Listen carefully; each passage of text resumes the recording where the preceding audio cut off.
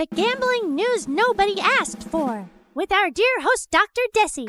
Welcome to the Gambling News Nobody Asked For, the only show where humanity destroys its mental health and calls it entertainment. Tonight, prediction markets turning people into emotionally unstable economists. Dana White fighting gambling taxes, a celebrity chef allegedly entering his mafia arc, bingo secretly being gambling, and one lottery story trying very hard to convince us karma is real. So basically, the gambling industry continues to speedrun psychological damage. A new mental health study looked into sports betting and prediction markets. And scientists discovered something incredible. If people can gamble 24/7 from their phones, they gamble more. Humanity truly needed research for this. The study explains that gambling used to require effort. You had to physically go somewhere. A casino, a betting shop, a place where the carpet smells like divorce. But now, everything is in your pocket. Sports betting, prediction markets, crypto apps, live odds, political betting, almost everything. You can literally lose money while lying in bed eating cereal. And prediction markets are especially funny because they refuse to call themselves gambling. No. It's event trading. Bro, you bet money on an election. You are not financial analysts. You are gambling with vocabulary. These apps use charts, percentages, analytics, so people suddenly feel intelligent while losing money. Kyle loses $400 betting on inflation and goes, "Interesting market behavior today." The study also warned that prediction markets create the illusion of control. And that is where addiction gets dangerous. Oh no! Because gamblers stop feeling like gamblers. They start feeling like misunderstood geniuses. And honestly, nothing is more dangerous than a person who thinks he discovered economics. One expert also pointed out that a very small percentage of users make most of the profit. So basically, the internet reinvented casinos, but added graphs so men would feel masculine while panicking.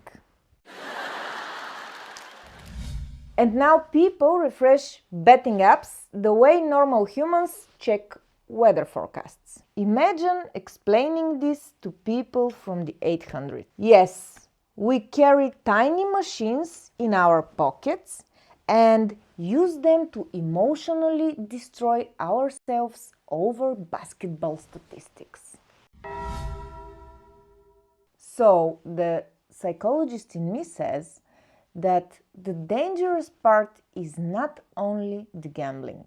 It's the illusion that people are analyzing instead of emotionally chasing reward. Once gambling starts feeling intellectual, people lower their psychological defenses. And that's when addiction becomes much harder to recognize. So, next story. Dana White is now fighting the IRS because apparently violence inside the octagon was no longer enough. The UFC president contacted Donald Trump over gambling tax laws. And honestly, this situation is insane. A law changed the amount gamblers can deduct from losses. So now you can lose money gambling and still owe taxes? That is not financial policy. That is emotional terrorism with paperwork. Imagine losing all your bets for the year and then the government arrives like, "Excellent, now give us more money." Dana White says this could push people toward illegal betting markets. And honestly, probably. Because gamblers are not known for calm, rational thought. No gambler in history ever said, "You know what? This regulation concerns me. I shall stop." No, they immediately find a guy named Tony with 3 phones and no tax history. Dana also warned this could hurt sports books, sponsorships, sport partnerships, which is true because modern sports are now 40% athletic performance and 60% gambling advertisement. You can't watch football anymore without hearing, "This corner kick is brought to you by emotional instability." And betting companies love pretending this is all normal. It's just harmless fun. Meanwhile, a man is sweating aggressively because Serbian volleyball ruined his parlay.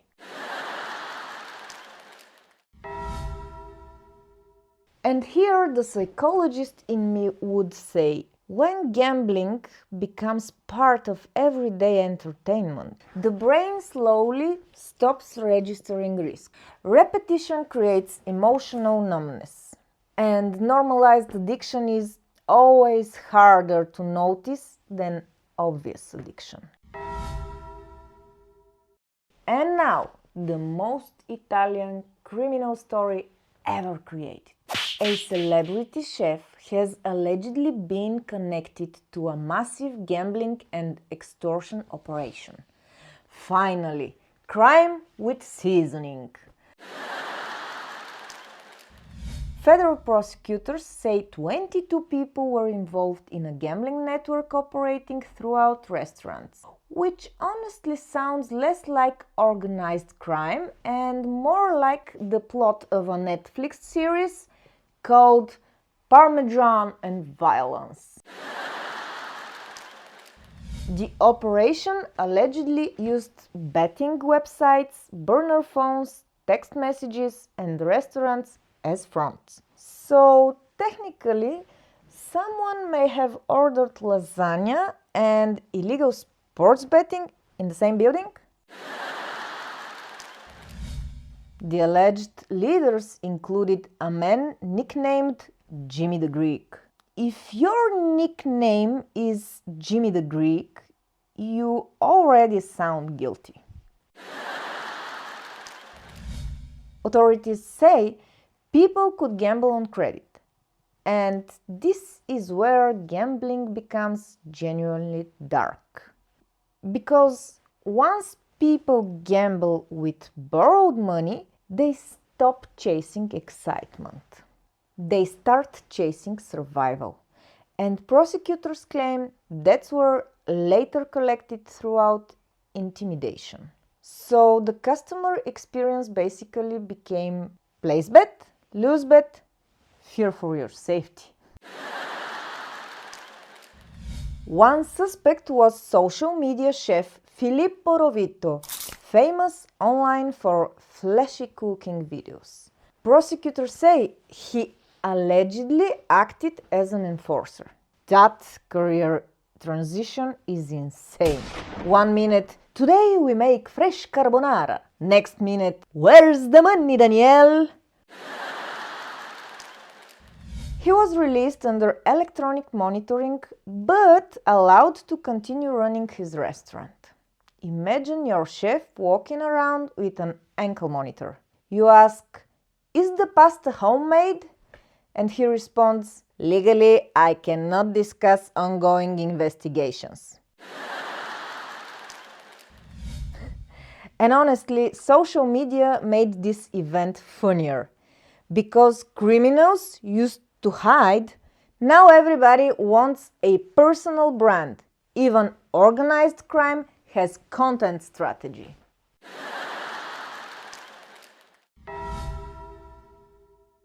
In this case, the psychologist in me would say that changes gambling psychologically. Once fear, shame, and panic enter the process, people stop making rational decisions.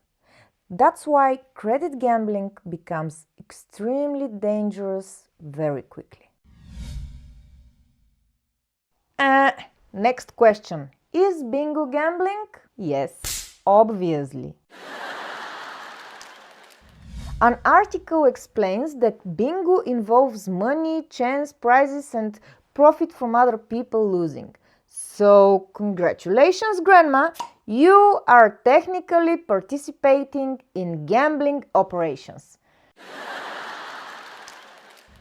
But people don't think of bingo as gambling because bingo feels wholesome. There's fluorescent lights, cookies, old people, mild back pain. No one sees bingo and thinks financial destruction.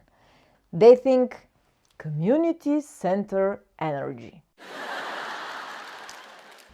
The article explains bingo survives legally because it's slower, cheaper, and often connected to charities. So society basically decided gambling is immoral unless Doris is fundraising for church curtains. Bingo is also slower than casino games. Slot machines attack your nervous system. Bingo politely whispers, "B12." And somehow Margaret still reacts like the stock market collapsed. The article also warns that bingo can still become addictive, which is incredible. Imagine sitting in therapy saying, "It started with bingo night." But honestly, gambling becomes dangerous exactly when it starts looking harmless. So here the psychologist in me would say something like, the social atmosphere around bingo lowers people's emotional quotient. But psychologically, money plus uncertainty plus reward still activates the same core mechanisms as other gambling activities. And finally, a gambling story trying very hard to restore our faith in humanity. A man in South Carolina found a $500 winning lottery ticket at a gas station, and instead of stealing it, he returned it, which honestly makes him statistically rarer than the jackpot itself. But the owner later came back, got the ticket and thanked him. Then, weeks later, the man played the lottery himself and won $586,000. That is the most aggressive karma story I've ever heard. The universe saw one decent human being and immediately said, "Protect him at all costs." The man later said he just knew he would win after doing the right thing. And emotionally, I love that. Scientifically, absolutely nonsense. But humans love believing morality creates luck. We desperately want life to function like a Disney movie. Meanwhile, real probability is sitting in the corner like, that is not how mathematics works. The man also said he wants to use the money to help people, which is beautiful. Because most lottery stories usually end with boats, divorce, tax problems, and one cousin suddenly starting a business idea. And honestly, lottery culture is sad when you really think about it. Millions of people buying tiny pieces of hope because reality feels exhausting. And the industry knows exactly how to sell that fantasy. The psychologist in me is talking again. Lottery systems sell emotional escape much more than realistic probability. Most people are not buying a chance to win. They are buying temporary hope. And emotionally, hope can become addictive too. So let's see what we learned today. Prediction markets are gambling pretending to be intelligence. Sports betting became so normalized, people discuss parlays like weather forecasts. A celebrity chef allegedly entered his mafia era. Bingo is technically gambling with softer chairs. And lottery culture survives because people desperately want life to magically change overnight. But honestly, the scary part isn't casinos anymore. It's that gambling stopped looking dangerous. It became entertainment, culture, content, a lifestyle, a phone notification. And once addiction becomes normal, people stop noticing the damage. There is no healthy gambling culture. There's just an industry making billions from human desperation. And statistically, most people lose. This was the gambling news nobody asked for. See you next time. Stay tuned, follow, and subscribe for more news nobody asked for.